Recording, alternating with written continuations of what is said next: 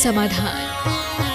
बोलिए समन संस्कृति उन्नायक प्रातः स्मरणीय संत शिरोमणि परम पूज्य स्वाराचार्य गुरुवर विद्यासागर जी महामृराज की जय जय जय। बोलिए गुणायतन प्रणीता संघ का समाधान प्रवर्तक भावना योग प्रवर्तक प्रखर वक्ता परम पूज्य 108 मुनिवर श्री प्रमाण सागर जी मुनिराज की जय जय जय। बोलिए परम पूज्य 108 मुनिवर श्री अरह सागर जी मुनिराज की जय जय जय। मंच पर विराजित पूज्य 105 आर्यिका दृढ़मती माता जी की समस्त आर्यिका संघ की। बंधुओं, जैसा कि आप लोग को विदित थे कि पूज्य देव का मंगलमय प्रवास अस्य क्षेत्र पिछनहारी मड़िया में चल रहा है और वहीं से आज का यह संघ का समाधान कार्यक्रम प्रसारित है। आज के संघ का समाधान कार्यक्रम से जुड़े देश विदेश के सभी श्रद्धालुओं का तथा आज यहाँ उपस्थित सभी श्रद्धालुओं का मैं अस्य क्षेत्र कमेटी पिछनहारी मड़िया क्षेत्र कमेटी की ओर से हार्दिक हार्दिक अभिनंदन करता हूँ। मैं आपको लिए चलूँ संघ का समाधान की ओर। इसके पूर्व रोज की तरह हम लोग सभी मिलकर पूज्य देव के चरण कमलों में त्रिवार नमोत्सव निवेदित करते हुए उनके मंगल में आशीर्वाद से अपने को अभिषिक्त करके साथ करेंगे। तो हाथ जोड़िए, मस्तक झुकाइए और बोलिए मेरे साथ, नमोस्तु गुरुदेव, नमोस्तु गुरुदेव, नमोस्तु गुरुदेव। और चलिए बिना किसी भूमिका के मैं आपको ले चलता हूँ संघ का समाधान की ओर। उसके पूर्व श्री सुभाष जी जैन, श्रीमती पूनम जैन, अनिकेत जैन, मधुरमा आही जैन गुणायतन CEO जो बड़ी कर्मठता के साथ गुणायतन की सारी व्यवस्था को देख रहे संपन्न कर रहे हैं। उन्होंने कल के पावन अवसर पर अपनी तरफ से उदारतापूर्वक राशि प्रदान करके अपनी भावना व्यक्त की है। हम आपकी भावना का बहुत बहुत सम्मान करते हैं। और चलिए मैं प्रथम प्रश्न के लिए आमंत्रित कर रहा हूँ श्री राय सेठ चंद्र कुमार जी, सुनीता जी जैन, और उसके बाद तैयार रहेंगी कुमारी कृति अरविंद राजा जबलपुर गुणायतन ट्रस्टी। नमोस्तु मुनिश्री, नमोस्तु मुनिश्री, आपके चरणों में कोटि कोटि नमन। महाराज श्री, आज आर्यिका माँ का देवलोक गमन एक ऐसी महामारी या एक ऐसी बीमारी से हुआ जो असाध्य है। पूर्व में भी कई हमारे साधु आर्यिकाओं का भी देवलोक गमन इस बीमारी से हुआ। हम श्राविकों का ऐसा क्या कर्तव्य है ताकि हम इस असाध्य बीमारी में उन्हें सहयोग प्रदान कर सकें। देखिए, बहुत ही गंभीर बात आपने उठाई है। मैंने अनेक बार इस विषय पर अपनी चिंता प्रकट की है। आजकल देखने में ऐसा आ रहा है कि कैंसर देखते देखते महामारी का रूप लेता जा रहा है। पिछले 4-5 वर्षों में प्रायः हर हफ्ते किसी न किसी व्यक्ति के कैंसर से ग्रसित होने के समाचार आते हैं। ये केवल उन लोगों के जो हम लोगों से निकट संपर्क में हैं। ये इस बात का उदाहरण है कि कैंसर जैसी घातक बीमारी, जानलेवा बीमारी का प्रकोप बहुत तेज़ी से बढ़ रहा है। इसकी वजह हमें देखनी चाहिए। पहले हम लोग सोचते थे जिनका खान पान अशुद्ध होता है उन्हें कैंसर होता है, लेकिन अब यह अवधारणा बदल गई। साधु संतों का तो खान पान में कुछ सोचना ही नहीं, फिर कैंसर क्यों? इस विषय में डॉक्टर PN जैन जो टाटा मेमोरियल में कैंसर के विशेषज्ञ हैं, उनसे मैंने बात की थी तो उन्होंने एक बहुत गंभीर बात कहा कि महाराज जी, आजकल जितने लोग अनाज, फल और सब्जियां खा रहे हैं उन सब में जहर है। पेस्टिसाइड, इंसेक्टिसाइड और रासायनिक खादों के अंधाधुंध प्रयोग के कारण हम सबका शरीर विषाक्त होता जा रहा है और वही इस प्रकार की बीमारियों के कारण बन रहे। मैं कोलकाता में था, डॉक्टर साहब मेरे पास आए और वहाँ एक 3-2.5 साल का बच्चा, बड़ा मासूम बच्चा, वो ब्लड कैंसर से ग्रसित था। 2.5 साल के बच्चे को ब्लड कैंसर। मैंने कहा डॉक्टर साहब ये क्यों? बोले महाराज इसकी वजह ये है। तो उन्होंने 1-2 सुझाव दिए थे और वो सुझाव मैं आज सर्व समाज को देना चाहता हूँ। आपके स्वास्थ्य के लिए और साधु समाज के स्वास्थ्य के लिए बहुत जरूरी है। उन्होंने कहा कि पहली कोशिश हो लोग ऑर्गेनिक चीज़ें खाना शुरू करें, रसायन मुक्त अनाज और रसायन और कीटनाशक मुक्त सब्जियां खाएं, फल सब्जियां खाएं। आप अगर अच्छा खाओगे तो हम लोगों को अच्छा मिलेगा। आपकी सेहत, हमारी सेहत सबकी अच्छी होगी। आधी बीमारी आपकी चली जाएगी और उसके लिए उन्होंने सुझाव दिया कि घर में लोग अपना किचन गार्डन बना लें। 300 से 400 स्क्वायर फुट की छत आपके पास उपलब्ध हो तो आप अपना किचन गार्डन बना सकते हैं। अब आप देखते हैं कि सब्जियों में कितना जहर छिड़का जा रहा है।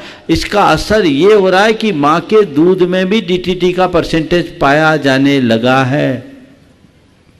गंभीर बनिए। और दूसरा, आजकल सब जगह ऑर्गेनिक चीज़ें मिल रही है, प्रामाणिकता के साथ जहाँ मिले आप उसका प्रयोग कीजिए, आप वही खाइए। हम उदयपुर में थे, एक व्यक्ति ने कहा महाराज जी हमने जब से ऑर्गेनिक खाना शुरू किया मेरी माँ की दवाइयाँ 25% बची, 75% दवाइयाँ कम हो गई। तो ये जहर है, जहर, और इसका कहर सब पर है। कब किसके साथ क्या हो जाए कहा नहीं जा सकता। इसलिए खान पान के प्रति जागरूकता अत्यंत अपेक्षित है। हमारे 52 गजा के चातुर्मास में वहाँ की समिति ने एक बहुत अच्छा प्रयोग किया और मैं समझता हूँ ये प्रयोग अगर सब जगह हो तो अति उत्तम है। वहाँ की समिति ने एक ऑर्गेनिक स्टॉल लगा दिया। रोहित जैन है जो आपके उदयपुर वाले, एकदम प्रामाणिकता के साथ स्टॉल लगा दिया और ये तय कर दिया कि जिनको भी चातुर्मास में चौका लगाना आपको रॉ मटेरियल इन्हीं से लेना और रियायती मूल्य पर उनको उपलब्ध किया और लोगों ने सुखपूर्वक लिया। और वही पूरे चातुर्मास 52 गजा का पूरा प्रवास उन लोगों ने ऑर्गेनिक के माध्यम से किया। तो ये प्रयोग किया जा सकता है और इसकी बहुत ज़रूरत है। संघ में अनेक साधु चिन्मय सागर जैसे महाराज कैंसर के माध्यम से चले गए, अनेक आरिकाएँ चले गई। तो ये चिंतनीय गंभीर विषय है, आप लोगों को भी सोचना है, आपके घर में भी खतरा है। इसलिए एक क्रांति होनी चाहिए। और मैं आप सबसे बोलता हूँ मन शुद्धि, वचन शुद्धि, काय शुद्धि, आहार जल शुद्ध है तो जहरीला अनाज शुद्ध है क्या? जहरीला फल शुद्ध है क्या? जहरीली सब्जी शुद्ध है क्या? फिर काय की शुद्धि? प्रवर्तन कीजिए अहिंसक खेती का। यह समय की मांग है। भारत सरकार भी जैविक खेती को बढ़ावा दे रही है, अन्यथा ये बहुत बड़ी समस्या का रूप लेते जा रही है। कहीं ऐसा ना हो कि कैंसर भी एक महामारी का रूप ले ले। उन्होंने बताया महाराज जी पश्चिमी उत्तर प्रदेश के बाद पूरा हरियाणा और पंजाब, वहाँ का पानी आर्सेनिक हो गया जरूरत से ज़्यादा यूरिया का प्रयोग करने के कारण। और वहाँ गंगानगर से पटियाला तक के लिए एक कैंसर ट्रेन चलती है। आप सोचिए कैंसर का स्वरूप कितना घातक हो रहा है। हम साधुओं का तो कुछ फर्क नहीं पड़ना। हमारे यहाँ वैदिक परंपरा में एक कहावत है कि जिस दिन साधु दीक्षा लेता उसी दिन उसका पिंडदान हो जाता है। तो हमारा क्या, आगे नाथ न पीछे पड़ा, हमारा कुछ नहीं बिगड़ेगा। साधु तो अगर ऐसी गंभीर बीमारी से भी ग्रसित होगा तो वो अपनी दृढ़ता और समता के बल पर अपनी मृत्यु को मृत्यु महोत्सव में बदल देगा। और आज आपने प्रत्यक्ष देखा ही है। लेकिन तुम अपनी सोचो कैसे काम होगा। इसके लिए पूरे देश में एक क्रांति होनी चाहिए, जागरूकता होनी चाहिए, तभी होगा। इसी प्रकार दूध और घी के विषय में भी, दूध देशी गाय का दूध होना चाहिए जो आपके एकदम आपके शरीर के अनुकूल हो, जिससे कोलेस्ट्रॉल न बढ़े। क्या बोलते हैं उसको, केटू का दूध है ना। और शांति धारा के घी का इस्तेमाल कीजिए। बिलोना का घी, अठपहरा, देसी गायों का घी, उससे कोलेस्ट्रॉल भी नहीं बढ़ने वाला। तो ये चीजें सुलभ है।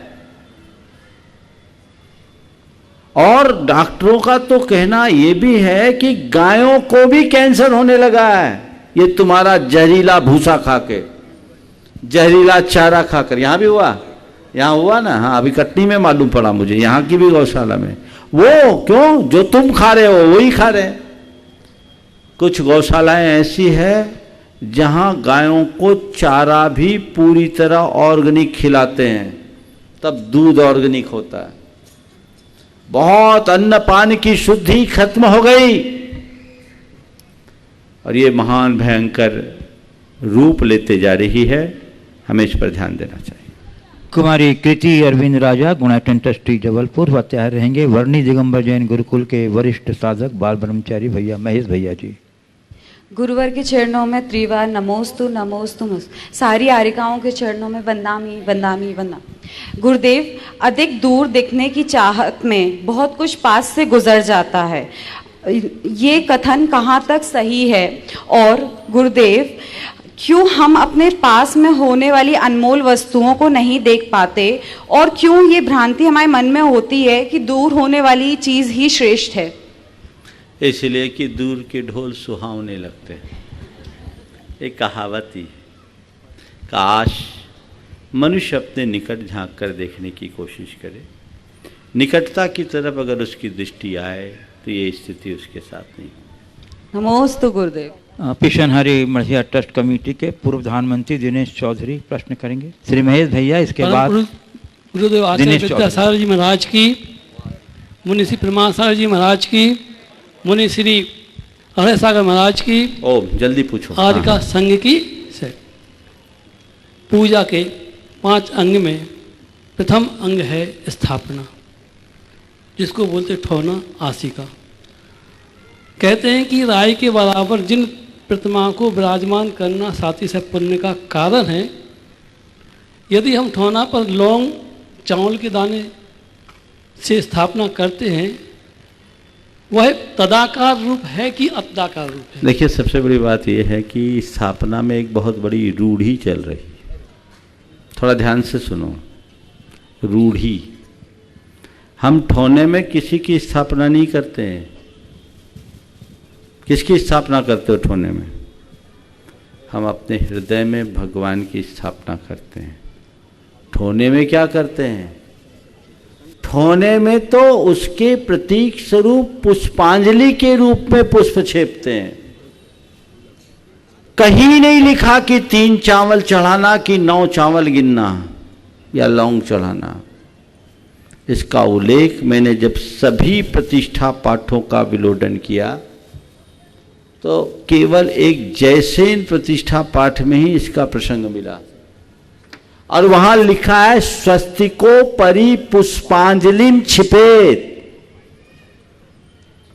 गिनने गुनने की तो बात ही नहीं है, चले आ रही है।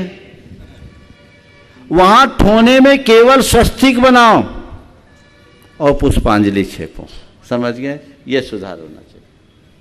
चलिए श्री वो 3 में स्थापना है, दिनेश चौधरी, आह्वान, स्थापन, सन्निधिकरण, पूर्व प्रधानमंत्री, उसके बाद पुष्पांजलि। पिशनहरी मढ़िया ट्रस्ट कमेटी, और उसके बाद तैयार रहेंगी गुणाटन ट्रस्टी श्रीमती हीरा गंगवाल और उनके साथी। जय बोलो मुनि प्रमाण सागर जी महाराज की जय। बोलो मुनि श्री अरय सागर जी महाराज की। मुनि श्री, मेरा प्रश्न यह है कि जबलपुर जैन समाज में धार्मिक आयोजन होते रहते हैं, प्राण प्रतिष्ठाएं होती हैं, पंचकल्याणक होते हैं, विधान इत्यादि होते हैं। इनमें जो पात्रों का चयन होता है बोली के माध्यम से, उन बोली के माध्यम से पात्र चयन में जो पात्र 10 लाख रुपए 12 लाख रुपए की बोलियां लेके कार्य को संपन्न कराते हैं, ऐसा देखने में आ रहा है कि वह 8-8, 10-10 साल हो जाते हैं और ट्रस्ट कमेटियों को 1 रुपया भी देना नहीं चाहते हैं। ट्रस्ट कमेटी के लोग बार बार निवेदन भी करते हैं कि भाई आप कुछ राशि हमारे को पहुंचाइए। यानी अभी 2012 में एक विधान का आयोजन यहाँ हुआ था। आपकी बात समझ तो गया। इसमें ट्रस्ट कमेटी क्या करे? आपकी बात समझ गया, मैं अपनी बात करता हूँ। ठीक है महाराज। देखिए, बात बिल्कुल सही है। आपकी बात का उत्तर मैं एक पंक्ति में दूंगा। जितनी शान से बोली लो उतनी उदारता से पैसा चुका। ये निर्माल्य है। और 10-10 साल का समय लेकर बोली लेने का तो मुझे कुछ औचित्य ही समझ में नहीं आता। क्या पता 10 साल बाद तुम्हारी क्या स्थिति रहे। और यदि कभी ऐसा हो तो आयोजकों को खुला बोलो, मेरी आज जैसी पोजीशन रही और मैं इस दुनिया में रहा तो इतनी अवधि में रकम दूंगा और तय समय में अपना पैसा चुका दो। अगर मेरी पोजीशन बिगड़ गई और मैं दुनिया से चला गया तो मैं देनदार नहीं हूँ, उनको पोसाए तो लो, नहीं तो मत लो। ये व्यवस्था होनी चाहिए तो परंपरा ठीक चलेगी। और कई जगह जब इस तरह से खुली बोलियां होती है, लोग अपनी क्षमता से बड़ी बोलियां बोल देते हैं होड़ में, और फिर वो निर्माल्य के पाप के भागीदार बन जाते हैं। मैंने अनेक बार इस बात पर प्रकाश डाला है, आज विस्तार से चर्चा नहीं होगी, लेकिन ये संकेत में सबको समझना चाहिए। गुणायतन ट्रस्टी गुवाहाटी से प्रभारी श्रीमती हीरा गंगवार और उनके साथी, और उसके बाद श्री अमित जी पड़ेरिया जबलपुर। इनके परिचय देने की आवश्यकता नहीं, पूरा देश जानता है अमित पड़ेरिया को कि वो कौन सी निधि हैं जबलपुर की। हाँ वाह। पूज्य आरिका संघ को मेरा बारंबार वंदन, दोनों गुरुवर को मेरा बार बार नमोस्तु। हे गुरुवर, पूरी गुवाहाटी समाज आपको नमोस्तु बोली है। जो जो आप गुणायतन की तरफ जाओगे तो हमारा मन प्रफुल्लित हो रहा है। कब वो दिन आएगा जब आप हमारे पूर्वांचल गुवाहाटी में आओगे। पलक पावड़े बिछा रखे गुरुवर आपके लिए। हे गुरुवर, भाव में ऊंची नीचता क्यों होती है? जब मन में कभी दृढ़ता भी आती है तो कोई दूसरा जरा सा भी बोल देता मन नीचे गिर जाता है, लेकिन कभी कभी प्रगाढ़ भावना होती है और कभी कभी नीचे गिर जाती है। ऐसा क्यों होता है गुरुवर? देखो, जब आप आग जलाते हैं तो आँच तेज होती है तो उफान ज़्यादा आता है, और आँच मंद पड़ जाती है तो सब ठंडा हो जाता है। तो ऐसी मन में जब आँच अच्छी होती है तो पूर्ण उफान होता है, आँच मंद पड़ने लगती है तो हमारे भाव नीचे गिर जाते हैं। तो इसके लिए भावों को हमेशा चढ़ाए रखने के लिए मन को आँच देते रहो, समझ गए? उसकी आँच को एकदम बनाए रखो। और उसके लिए क्या करो? कोयले की आग होती है ना, आजकल तो गैस आ गया। कोयले की आग की आँच मंदी कब होती है? जब उस पर राख की परत जम जाती है। तो राख की परत को हटाने के लिए क्या किया जाता है? पंखे से हवा करते रहना पड़ता है। राख को उड़ाते रहो, आँच हमेशा दनकते रहेगी, मन प्रसन्न रहेगा। बंधु अमित जी एक हाँ बोलो। पूरी पूर्वांचल समाज की ओर से आपको नमोस्तु नमोस्तु नमोस्तु। सभी आरिकाओं को मेरा बंदामी बंदामी। महाराज श्री, व्यक्ति भीड़ में है फिर भी अकेला है। क्यों नहीं वह अपने आप से रूबरू हो पा रहा है? क्यों ऐसा हो रहा है? यही तो झमेला है। काश अपने आप को समझ लेता है। इस यथार्थ को जिस दिन जान लेगा उस दिन उसके जीवन की दिशा और दशा बदल जाएगी। 2 लाइनों में आपकी बात का उत्तर दे रहा हूँ। जमाने से उसने बड़ी बात कर ली, खुद से जिसने अपनी मुलाकात कर ली। बंधु अमित जी पड़ेरिया, नमस्ते। जो व्यक्तित्व कला के धनी हैं ही उदारता के भी धनी हैं। आज मुझे पता चला कि गुणायतन से ट्रस्टी के रूप में भी जुड़े हुए जो उदार करता धनी से एक बार हमारे अमित जी का अभिनंदन कर दीजिए। और मैं उन्हें प्रश्न के लिए आमंत्रित कर रहा हूँ। इसके बाद तैयार रहेंगे श्री संजय जैन पारसमणि गौशाला अध्यक्ष। मुनिद्वय के चरणों में नमन, आरिका संघ के चरणों में नमन। पूज्य मुनि श्री, आज जैसे ही पिसनहारी तीर्थ में प्रवेश किया ना, मेरे 3 मित्र आपस में बात कर रहे थे, बाबा जी, बेटिया, कंजे कटरा और ये सुबोध संगी जी। और बात करते करते ये कह रहे थे कि कल 5 तारीख की तिथि में पूज्य मुनि श्री सुबह सुबह इंसानों को देवता बनाने की पहली सीढ़ी में चढ़ाने जा रहे हैं। तो मैं सुनकर के बड़े आश्चर्य में पड़ गया कि ऐसी कौन सी प्रक्रिया हो गई कि देवता बनने की पहली सीढ़ी में लोग चढ़ जाएंगे। मैंने उनसे पूछा कि ऐसा क्या होने वाला है? बोले जो कुछ होने वाला है वो तो कल देखना, लेकिन ये आज देखने वाली बात है कि कितनी महिलाएं अपने घर के पुरुषों को इस सीढ़ी पर चढ़ाने के लिए आज प्रेरित कर पाती हैं। ये देखना है कि कितने पिता अपने पुत्रों को कल देवता बनने की पहली सीढ़ी पर चढ़ाना चाहते हैं, या कि कितने पुत्र अपने पिता को भेज करके उस सीढ़ी पर चढ़ाना चाहते हैं। मैं समझ ही नहीं पाया कि आखिर ऐसी कौन सी बात कल 5 तारीख की तिथि में मुनिश्री करने वाले हैं। तब जब थोड़ा और अंदर आया तब जाकर के पता चला कि कल नंदीश्वर दीप जिनालय में श्रावकों को भगवान जिनेंद्र का महामस्तकाभिषेक करने का अवसर मिलने जा रहा है। तब मैंने कहा, मेरे मन में एक प्रश्न ये उमड़ रहा था कि मैंने तो ये सुना था कि नंदीश्वर द्वीप में अष्टानिका में जितने देवता हैं वो जाकर के पूजन अर्चन करते हैं, तो मैंने सोचा शायद इसलिए ये बात हो रही थी। लेकिन थोड़ा और आगे बढ़ा तो लगा, पता चला कि ये ज्यादा लोग भी देवता नहीं बनने वाले, उसके लिए भी थोड़ी सीमित संख्या है, क्योंकि बहुत कम लोग कल सुबह उपस्थित हो पाएंगे, क्योंकि कम लोगों तक समाचार पहुंचेगा। सुबह महामस्तक का अभिषेक होना है, जो रात की ट्रेन से चल करके आ जाएंगे वो तो कल देवता बनने की सीढ़ी पर चढ़ जाएंगे, बाकी लोग शेष रह जाएंगे। मैंने पूछा इस प्रक्रिया में करना क्या पड़ेगा, आखिर ऐसा क्या होगा?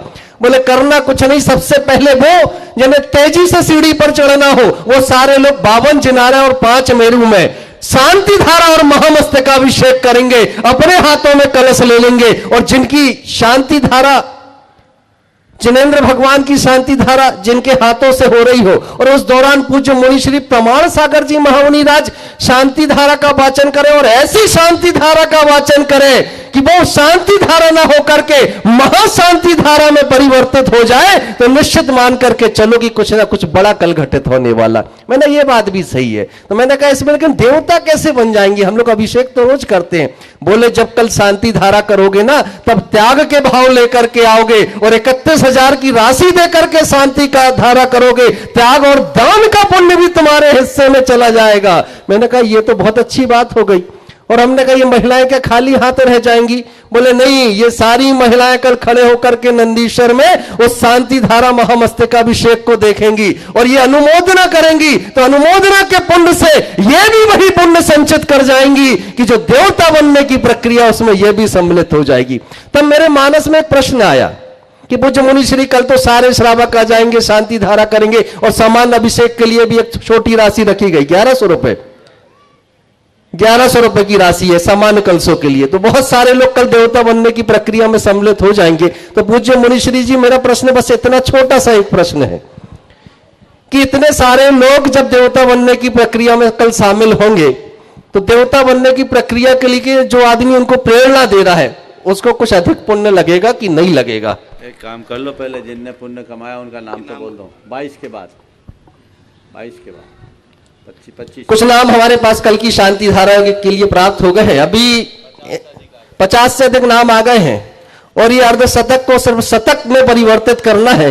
22 नामों का वाचन कल हो गया था। 22वां नाम सुबोध जी कामरेड का था, जो संगठन मंत्री है यहाँ पे सनहारी तीर्थ के। दिनेश जी चौधरी साहब, सिर हिलाने से काम नहीं चलेगा, 51वां नाम अपना लिखा दो आप।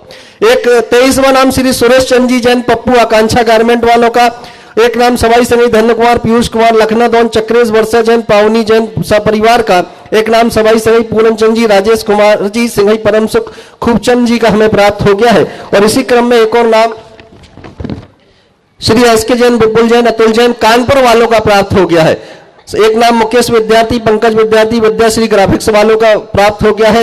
एक नाम दादाश्री नरेश चंद जी गढ़वाल, अनुराग गढ़वाल जी का प्राप्त हो गया है। इंजीनियर सरस जैन, अध्यक्ष जैन मंदिर ग्वारी घाट का एक नाम। श्री राजकुमार जी जैन, जयपुर मार्बल वालों का नाम। राजकमल जी जैन, दीपक जैन, जैन वेजिटेबल हाउस परिवार वालों का एक नाम। श्री अंशुल विनोद कुमार जी, संगीत शास्त्री नगर वालों का एक नाम। श्रीमती कांता जैन, वीरेंद्र कुमार जैन, नई दिल्ली वालों का नाम।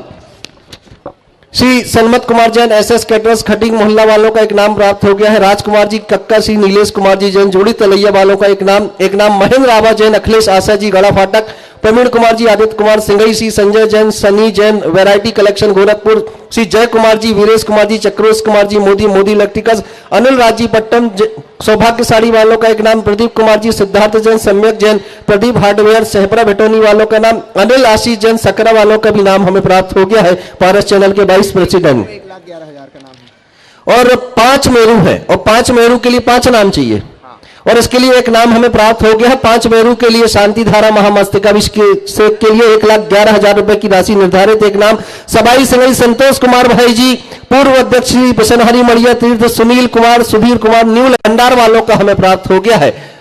4 नाम और इसके लिए शेष बचे हुए हैं, और 31,000 रुपए की राशि के माध्यम से 52 जिनालयों में आप शांति धारा अभिषेक कर सकते हैं। आपके नाम यहाँ पर आमंत्रित है, अपने नाम हम तक आप सभी लोग शीघ्रता से पहुंचाते चलेंगे। हाँ बंधुओं, संजय बारसमणि को आमंत्रित के पूर्व कल का कार्यक्रम इस प्रकार है कि प्रातः 8:30 बजे से जापानुष्ठान और तदुपरांत गुरुदेव का मंगलमय प्रवचन 10 बजे तक चलेगा और 10 बजे के बाद से नंदीश्वर जिनालय में अभिषेक और शांति धारा का कार्यक्रम चलेगा। आप इसी अनुरूप अपनी दिनचर्या व्यस्त करके शांति धारा और सभी कार्य और अभिषेक और शांति धारा का पूरा कार्यक्रम पारस चैनल और जिनवाणी चैनल के माध्यम से पूरे लाइव प्रसारण होगा पूरे देश और विदेश में। आपके लिए बड़ा सुंदर सुअवसर है। और बंधु मैं इसी संजय जैन पारस मणि पारस समिति अग्रवाल कॉलोनी जयपुर। संजय जैन आखिरी प्रश्न बोलो। नमोस्तु महाराज जी, वंदना महाराज जी, मेरा प्रश्न है कि एक बार में 2,000 बछड़े करीब लगभग बेचने ले जाते लोग, और वो उनको हम रोक नहीं पाते। सुरेंद्र बासवादा जी थे, उस समय उनने कुछ प्रयास किया था, परंतु कई कारणों से चलो इसके विषय में फिर अलग से विस्तार से चर्चा करेंगे। आज समय हो गया। आज के सत्र को परम पूज्य गुरुदेव के चरणों में नमन अर्पित करते हैं। महाराज जी यहीं पर विराम। बोलिए परम पूज्य आचार्य गुरुवर श्री विद्यासागर जी महाराज की जय। पूज्य मुनि श्री के चरणों में निवेदन कि वो अपनी वाणी के माध्यम से हम सभी को कृतार्थ करें। नमोस्तु। जय बोलो परम पूज्य आचार्य गुरुवर श्री विद्यासागर जी महाराज की। हर साधक के जीवन का एक ही लक्ष्य होता है, संयम के साथ जीना और संयम के साथ मरना। आज जो कुछ भी घटित हुआ है वह सब हमें इतनी ही प्रेरणा देता है। आप लोगों ने आरिका सत्यार्थमती जी के बारे में बहुत कुछ चीज़ें सुनी। मैं यहाँ बैठा बैठा सोच रहा था कि भेद विज्ञान की बातें करना और भेद विज्ञान का अनुभव करना, इन दोनों में जमीन आसमान का अंतर है। अनुकूलताओं में बैठकर आत्मा के गीत गाना बहुत सहज है, पर प्रगाढ़ वेदना के मध्य भी अपनी स्थिरता रखकर आत्मोन्मुखी दृष्टि बनाना महादुर्लभ है।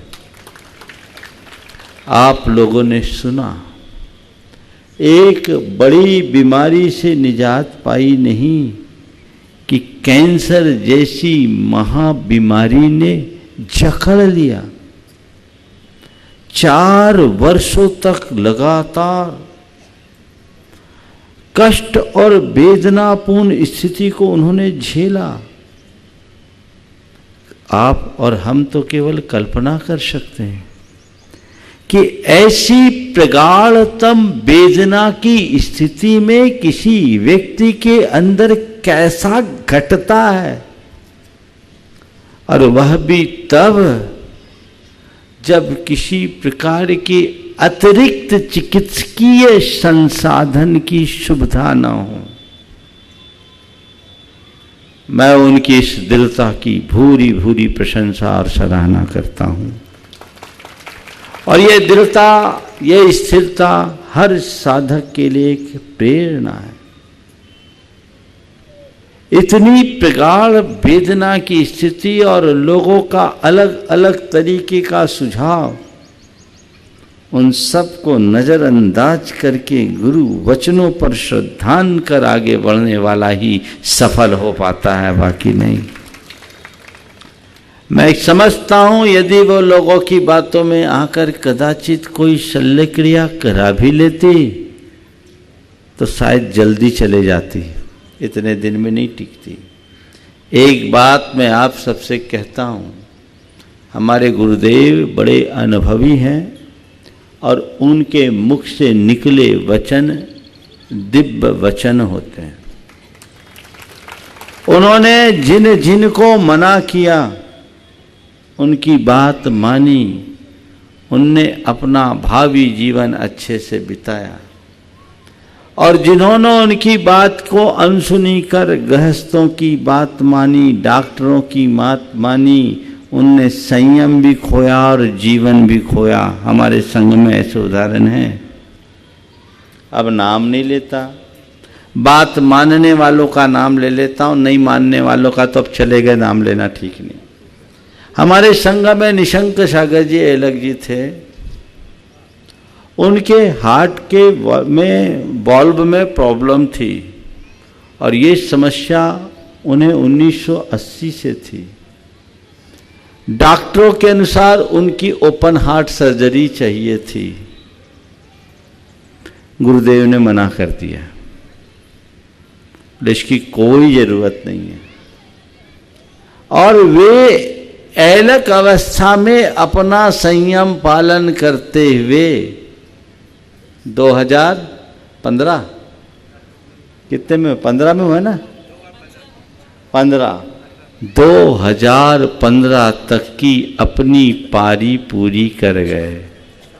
35 साल केवल आयुर्वेद के एक खुराक के बल पर, डॉक्टरों के लिए भी जो एक रहस्य और आश्चर्य का विषय। और हमारे इस संघ के एक दूसरे महाराज से नाम नहीं लेता, जो इसी तरह की समस्या से ग्रसित थे, लोगों की बातों में आकर गुरुदेव के द्वारा मना किए जाने के बाद भी उन्होंने कहा हम सर्जरी कराएंगे। सर्जरी कराई, संयम भी गया, जीवन भी गया। ये बात मैं उन सब साधकों के लिए कहता हूँ जो मोक्ष मार्ग में आगे बढ़े। अगर वो कुछ कहे तो उसे ब्रह्म वाक्य मान करके स्वीकार कर लेने में ही तुम्हारी जीत है, ये श्रद्धान रखना। आज इन्होंने 4 वर्षों की इतनी प्रगाढ़ वेदना के बाद अपना शरीर छोड़ा। शरीर तो छूटना ही था, लेकिन मैं मानता हूं वो पूर्ण आयु के साथ गई है, अकाल मृत्यु नहीं हुई। और उन्होंने अपनी दृढ़ता और स्थिरता के बल पर कर्म को काटा है, भोगा नहीं। परसों मैंने कहा था साधारण व्यक्ति और साधक में यही अंतर होता है कि साधारण आदमी कर्म को भोगता है और साधक कर्म को काटता है। क्योंकि साधारण व्यक्ति कर्मोदय में घबराता है और साधक कर्मोदय को अपने लिए एक चुनौती मानकर सहज रूप से स्वीकार करता है। तो एक कर्म काटने का एक अच्छा अवसर उन्होंने अपने जीवन में घटित किया। उन्होंने इसे समस्या के रूप में नहीं, एक तपस्या का रूप दे दिया। हम अपने जीवन में जब भी कुछ अघट घटे तो उसे एक समस्या के रूप में देखने की जगह अपनी दृष्टि बदलें और उसे तपस्या के रूप में स्वीकार कर ले, हमारे सारे कर्म कट जाएंगे। बहुत बहुत सराहनीय पुरुषार्थ उनका हुआ। निश्चित उनकी पीड़ा, उनकी वेदना जो होगी वो जानते हैं जिनने उनकी सेवा की। पूरा आर्यिका संघ और बहनें निरंतर देखा। लेकिन जब मैं वहाँ पहुँचा, मुझे निवेदन किया गया कि थोड़ा जल्दी आ जाएं तो अच्छा। हमने कहा ठीक।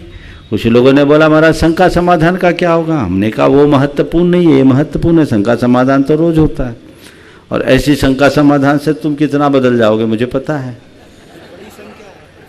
पहले हमें सही समाधान की तरफ जाना चाहिए।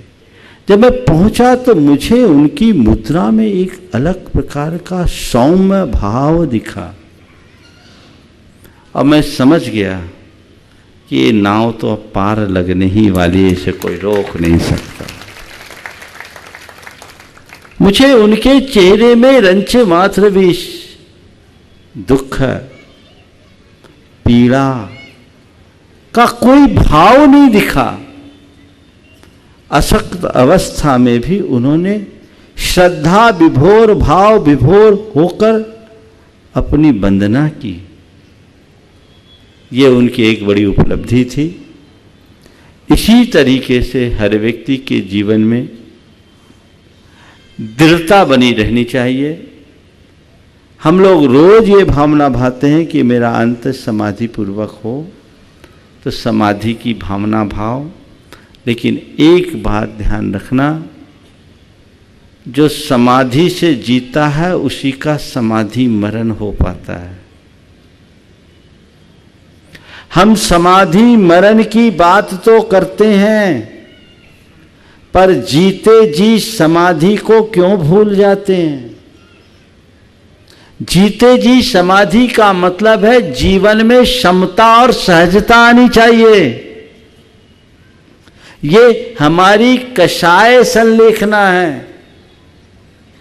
हम केवल अंत की बात को इतना महत्व देते हैं। संत कहते हैं हर पल इस बात का स्मरण रखना चाहिए। हर साधक को अपनी मस्ती में जीना चाहिए। उसे एक अलग प्रकार की निराकुलता का अनुभव करना चाहिए। वही समाधि है।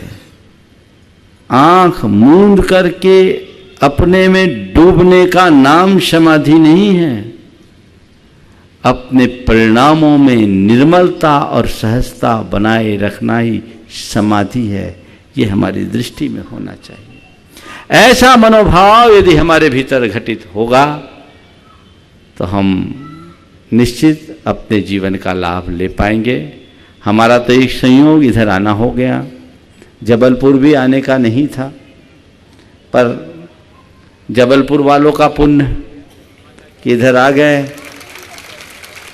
बहुत जल्दी ताली बजाते अपनी तारीफ सुनकर जबलपुर। अरे मुझे तो ऐसा लगता है कहीं उनका ही कोई पुण्य मुझे खींच रहा था। निमित्त मिला।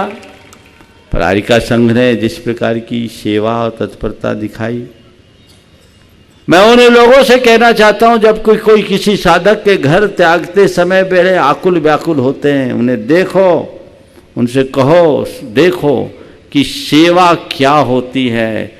जो साधु संतों के संग में रहने वाले साधकों की परिचर्या होती है, वो अरबपति के घर में भी नहीं हो सकती। वहां तो एक नर्स लगा दोगे, खत्म कहानी। साधुओं के द्वारा तो मल मूत्र भी अपने हाथ से साफ किए जाते हैं। ये सेवा है, सीखो। इसलिए आज के संदर्भ में मैं सभी लोगों से कहना चाहता हूं कि अपनी दुर्गत से बचना चाहते हो, मेरे शब्दों को ध्यान रखो। अपनी दुर्गत से बचना चाहते हो तो समय रहते गुरुओं की शरण पकड़ लो। उत्तम मरण होगा और जीवन का उद्धार होगा। नहीं तो मैंने बहुतों को देखा है, शेर की तरह जीने वाले कुत्ते की भांति मरते हैं। बदलाव आना चाहिए, प्रेरणा लीजिए, तभी सब कुछ होगा। दिवंगत आत्मा निश्चित अपने लक्ष्य की ओर बढ़ी होगी। वे तो अपने क्रियाकलापों में रम गई होंगी। हम सब प्रेरणा ले, वे जहाँ रहें उन्हें बोधि और समाधि की प्राप्ति हो। वे रत्नत्रय के मार्ग में लगे और शीघ्र अपना आवागमन पूर्ण करें। हम सब भी अपने जीवन के चरम लक्ष्य को प्राप्त करें, अपना आवागमन पूर्ण करें। यही आज के संदर्भ में उपयोगी है। आरिका दिलमती जी ने बहुत अच्छे तरीके से संघ को संभाला है। ऐसे ही उनके संघ संचालन की सर्वत्र प्रशंसा होती है। ऐसे ही चलता रहे। और सभी संघस्थ आरिकाओं को भी मैं ये कहना चाहूँगा, एक प्रेरणा हम सबको लेना चाहिए कि हम सबके जीवन की एक एक सांस एक दूसरे के साथ घुल मिलकर हो, क्षमता से हो, सरलता से हो, सहजता से हो, और हमारा संयम निरंतर पलता बढ़ता रहे तो हमारे जीवन के लिए सबसे उपयोगी होगा और तभी हम अपने लक्ष्य की प्राप्ति कर पाएंगे। गुरुदेव की वरदानी छाँव आप सबको मिली और गुरुदेव का ये वात्सल्य इतना बड़ा संघ होने के बाद भी उनको एक एक साधुओं का नाम पता है, सबका सब पता, वो कहाँ का है क्या नहीं है सब पता है। एक बार किसी ने हमसे पूछा कि उनको कहाँ से पता, बोले बाप को अपने बच्चों का पता नहीं होगा तो किसको होगा।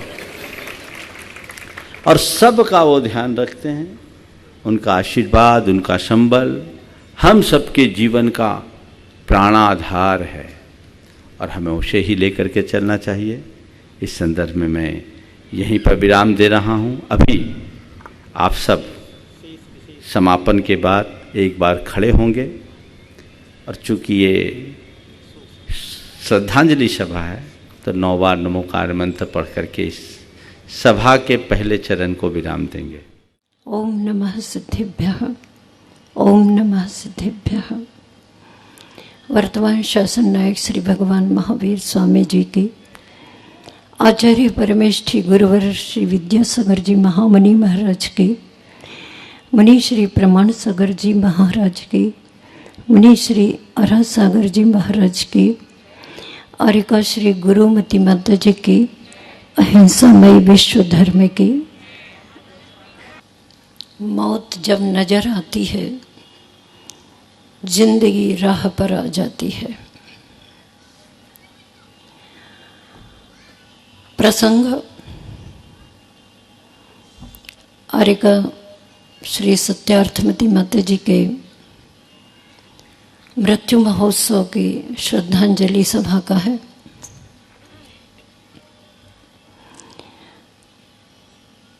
जब कभी किसी के घर में कदाचित आग लग जाए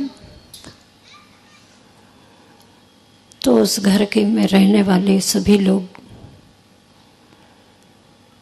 उस घर से बाहर निकलने का प्रयास करते हैं और स्वयं निकलते निकलते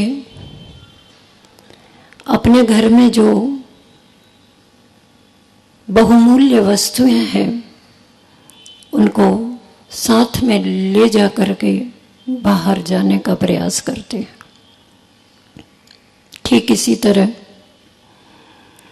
साधक जो होते हैं उनके जब इस शरीर का समय आयु कर्म के पूर्ण होने पर छूटने का होता है तब वे भी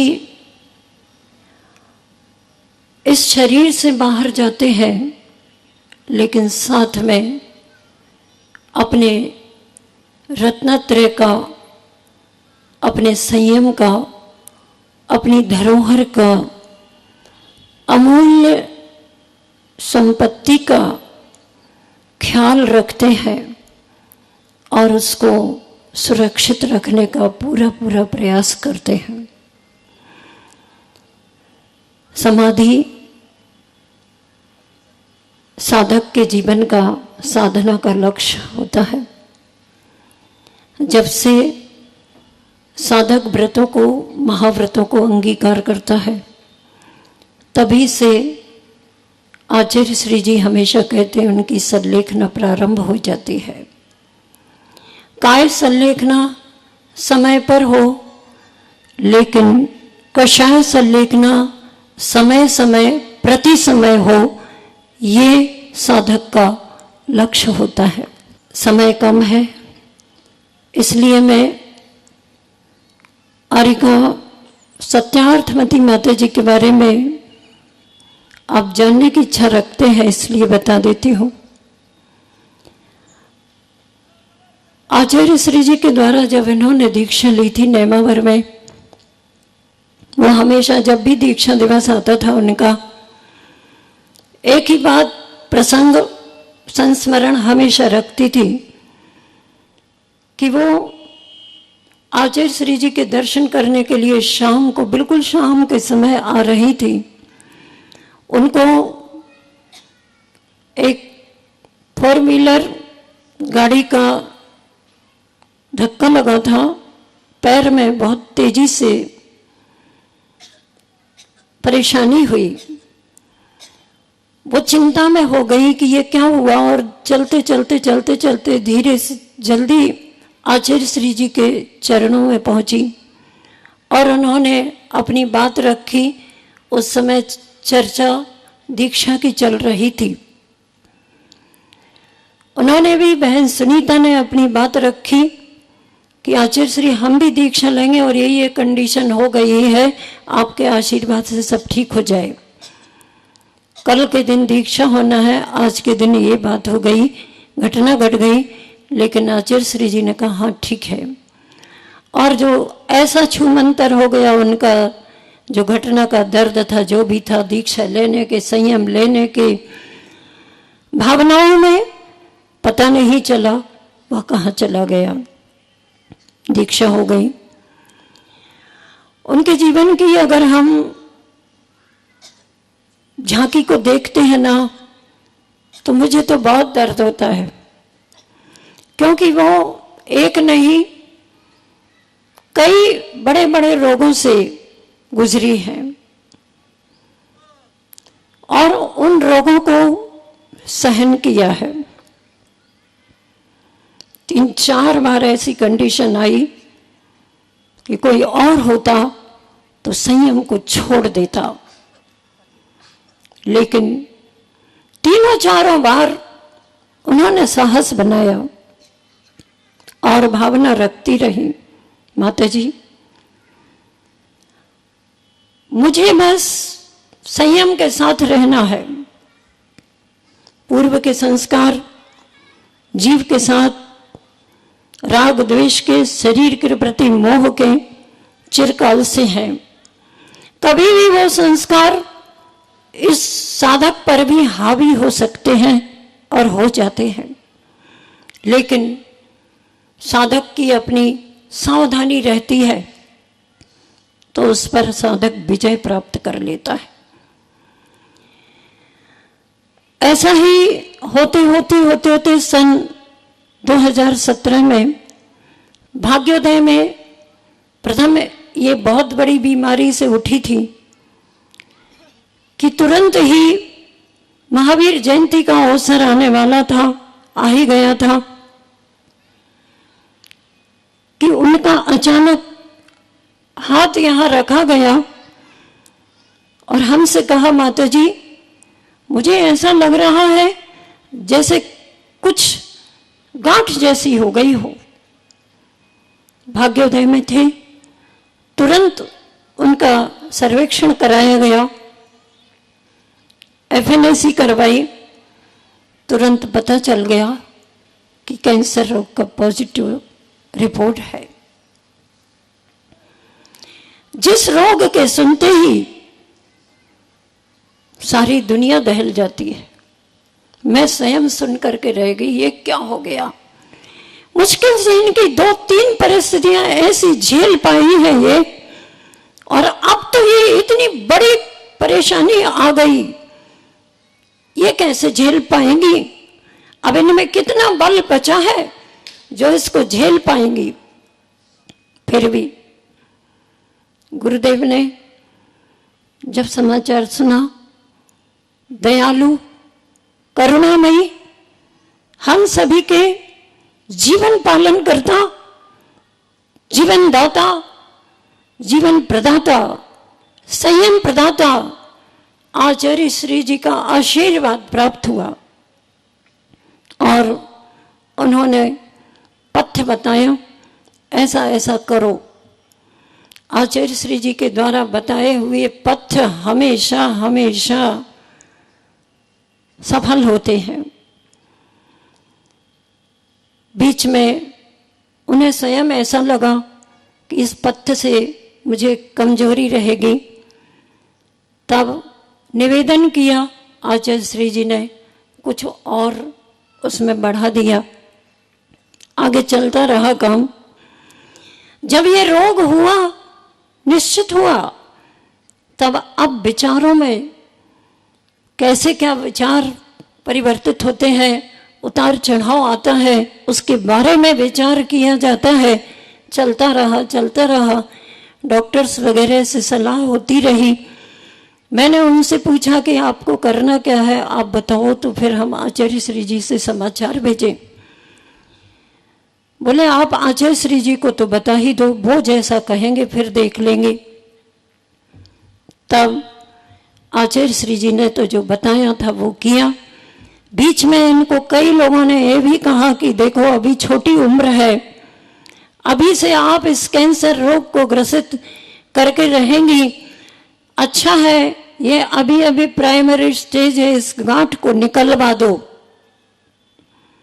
और जब वो गांठ धीरे धीरे पता चल गई कि ये तो बढ़ रही है दिन प्रतिदिन, बायोप्सी वगैरह जो टेस्ट होते हैं वो सब हुए और ये निश्चित हो गया कि अब तो ये रोग बढ़ता ही जा रहा है।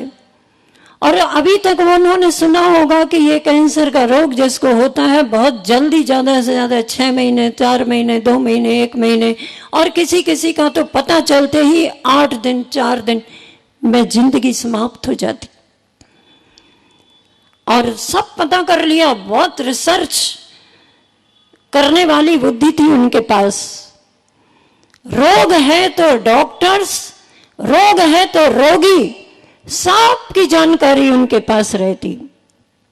पूछती रहती तुमको रोग हुआ था, ये कैसे हुआ।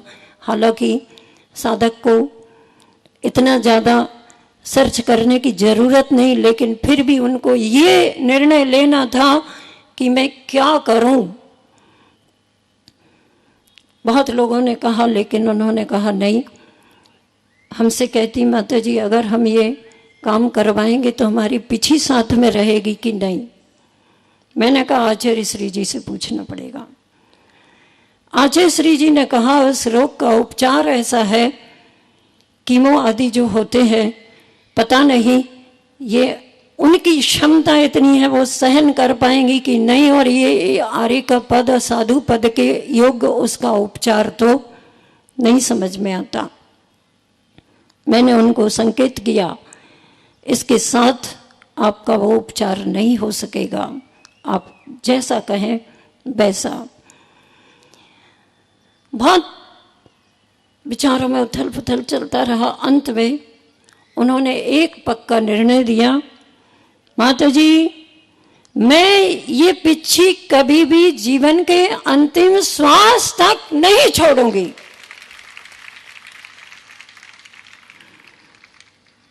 आचार्य श्री जी ने संकेत यहाँ गढ़ा चातुर्मास का दिया। हम लोगों ने सोचा था कि प्रतिभा स्थली में ये रह जाए और पूर्ण आयु के द्वारा इनका उपचार होता रहेगा, लेकिन बोली नहीं आप कहाँ रहोगी। मैंने कहा अब हमें तो जहाँ संकेत दिए हैं आचार्य श्री जी ने चातुर्मास के वहाँ जाना होगा, तो नहीं मैं नहीं रह सकती आपके बिना। मैंने कहा ठीक है चलो।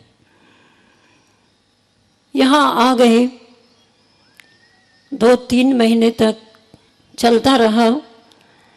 पिछले 4 महीने से उनको पूरे ब्रेस्ट में जो पूरा इतना बड़ा घाव, बिल्कुल इतना आकार, मैं जितना आपको दिखा रही हूँ ना, इतना बड़ा आकार पूरा घाव बन गया। आसपास बहुत सारी और भी गांठ तैयार हो गई। श्वास नली, आहार नली पर अंतिम दौर में फेफड़ों पर उसका दुष्प्रभाव होता चला गया। आचार्य श्री जी को पूरा समाचार दिया गया। आचार्य श्री जी ने कहा कि अब इसको इस तरह से कर सकते हैं, और 3 दिन के लिए उन्होंने जलोपवास करने के लिए बड़ा साहस बनाया। उन्होंने बोला माता जी ने, आचार्य श्री जी हमें बहुत प्रसन्नता है, आपने हमें एक आदेश दिया 3 उपवास करने का, मैं बहुत अच्छे से 3 उपवास करूंगी। अंत में उनके 3 उपवास जलोपवास पूर्ण हुए और उसके बाद से उनका धीरे धीरे शारीरिक बल क्षीण होता ही गया। इसके बाद पिछले 15 दिनों से उनका चलना, पैरों में शक्ति नहीं रही तो कदम भी रखना संभव नहीं हो सका। संघ की समस्त बहनों ने, आर्यिकाओं ने उनकी पूरी चर्या स्वयं अपने द्वारा संपन्न कराई, हर क्रिया को पराधीन हो गई वो। और सब माताजियों ने, बहनों ने, सबने उनको बहुत परिचर्या में सहयोग दिया। और समाज के बारे में मैं क्या कहूँ, समाज ने उनकी अनुकूलता जहाँ जैसी बन सकती थी उनके अनुकूल बनाने की पूरी कोशिश की गढ़ा समाज ने।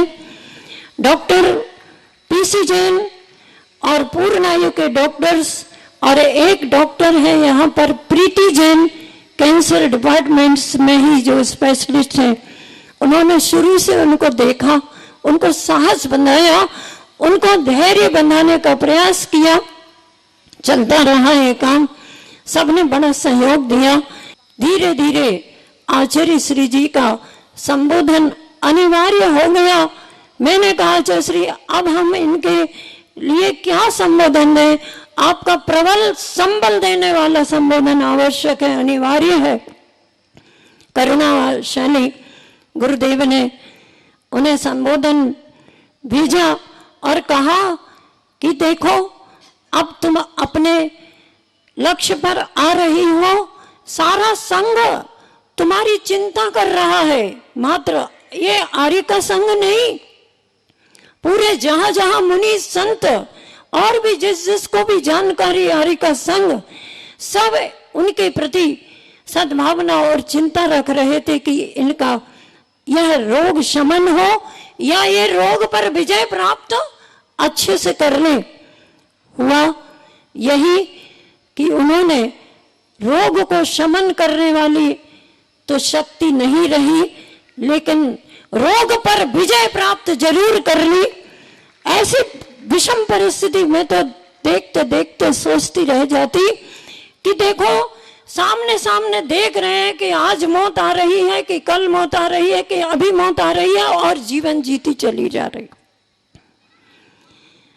और प्रसंग है कि जहां तक पुराणों में ऐसा था कि महाभारत का युद्ध प्रारंभ करने के लिए जब अर्जुन जी निकलते हैं, तब उन्हें उस समय दो मुनिराज रिद्धिधारी हंस परमहंस ऐसे आते हुए दिखाई दिए। श्री कृष्ण जी ने देखा और अर्जुन जी से कहा कि देखो देखो, ये दो चारण रिद्धिधारी मुनिराज यहाँ पर है, निश्चित रूप से तुम्हारी विजय होना ही होना है।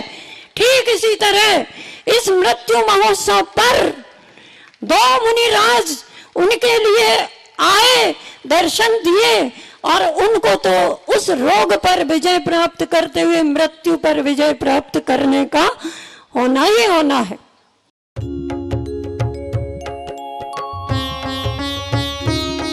शक का समाधान।